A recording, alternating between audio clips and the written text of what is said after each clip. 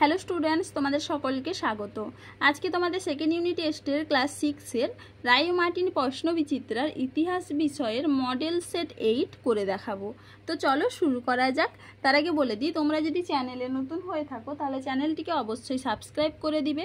প্রশ্নটি হয়েছে Jodhpur park girls high school থেকে। একের দাগে কি আছে, সঠিক উত্তরটিতে ঠিক চিহ্ন দাও। সংহিতা কথার অর্থ হলো অপশান বি সংকলন করা। পরের প্রশ্ন কি আছে, মেগালিথ বলা হয় অপশান সি পাথরের সমাধিকে। পরের প্রশ্ন কি আছে, জৈন ধর্মের তীর্থঙ্কর ছিলেন অপশান এ 24 জন। পরের প্রশ্ন কি আছে, দক্ষিণ ভারতের একমাত্র মহাজনপদ ছিল অপশান সি অসমক। চলো এবার দুয়ের দাগে দেখে নিই। এক কথায় উত্তর দাও। প্রাচীন ভারতীয় উপমহাদেশের একটি জনপ্রিয় মহাকাব্যের নাম লেখো। উত্তর হবে কি রামায়ণ ও মহাভারত। পরের প্রশ্ন কি আছে, বিদ শব্দটি কোথা থেকে এসেছে? উত্তর হবে কি বেদ থেকে। পরের প্রশ্ন কি আছে, লিচ্ছবি কাদের বলা হয়? দেখে নাও, উত্তরটা তোমাদের এখানে লিখে দেওয়া আছে।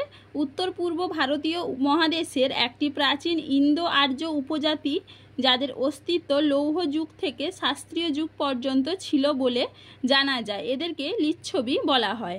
পরের প্রশ্ন কি আছে, বৌদ্ধদের প্রধান ধর্মগ্রন্থের নাম কি? উত্তর হবে কি ত্রিপিটক। চলো এবারে পরের প্রশ্ন দেখে নিই।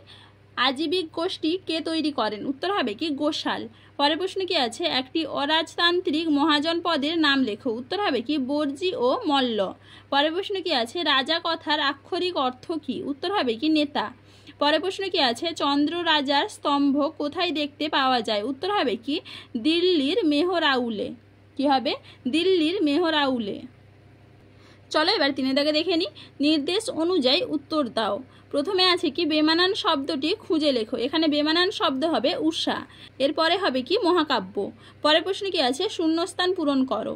গৌতম বুদ্ধ জন্মেছিলেন ড্যাশ বংশে? উত্তর হবে কি শাক্য বংশে। পরের প্রশ্ন কি আছে, ভরত গোষ্ঠীর রাজা ছিলেন সুদাস। এটা হবে কি ঠিক।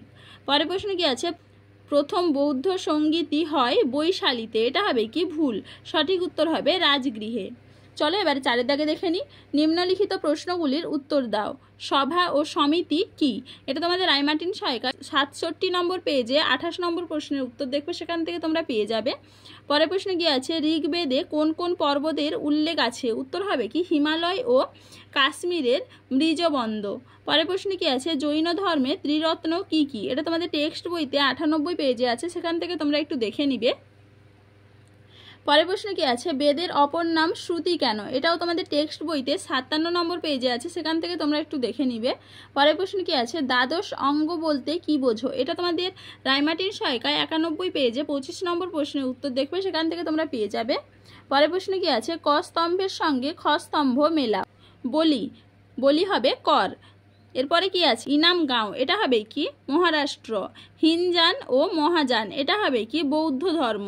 মগধের রাজধানী। এটা হবে কি রাজগৃহ।